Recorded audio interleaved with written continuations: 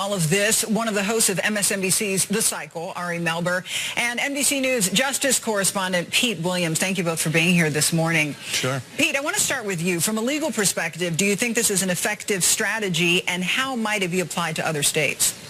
Well, it's the only strategy the government really has at this point. So let's be clear on what happened. The Supreme Court in June left most of the Voting Rights Act intact, but struck down the part that defined which states were subject to preclearance automatically.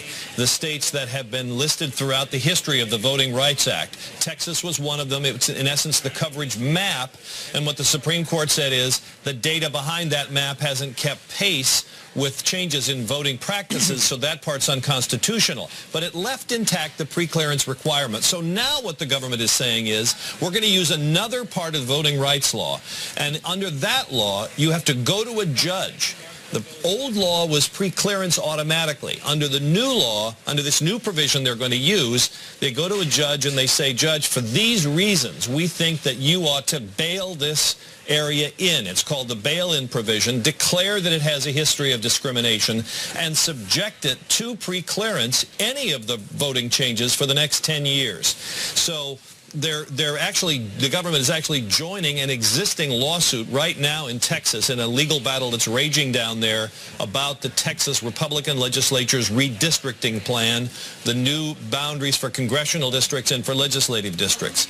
I think the next step will probably be a similar action challenging Texas's strict new voter ID law.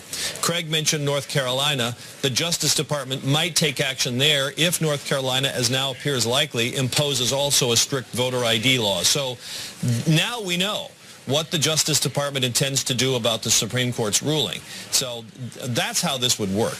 And Ari, you know, the prevailing thinking since the Supreme Court ruling has been that this issue is now in the hands of Congress. Is there the potential for a backlash here if the public gets the sense that the Department of Justice is trying to go around Congress?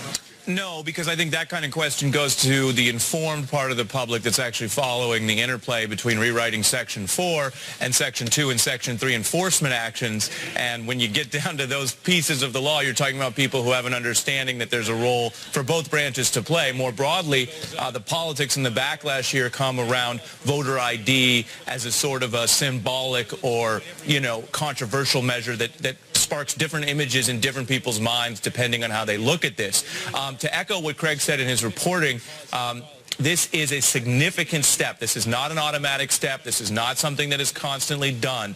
This is clearly a move by the Department of Justice to look at the map and look at the tools available today and say, just like we see in the individual criminal context, if you have priors, if you've been doing illegal things, you sometimes get treated differently under the law than coming in with a fresh start. And what the Attorney General is saying very clearly today, and for the first time today, is that the history of discrimination, including recent history in Texas, is such that he feels under the law, which is a sworn obligation that he has to make that determination. There is a valid case here to go at Texas more, to bail in under the terms that Pete Williams was describing, and of course as well to look at these Section 2 enforcement actions, which can use private party plaintiffs or the Department of Justice. So it is a big step. And what will also be interesting to your question is how Congress responds to that. I was down at the voting rights hearings in the House just recently, and you had several Republicans who said they want to find good faith ways to rewrite Section 4 and work with DOJ. And I think what Eric Holder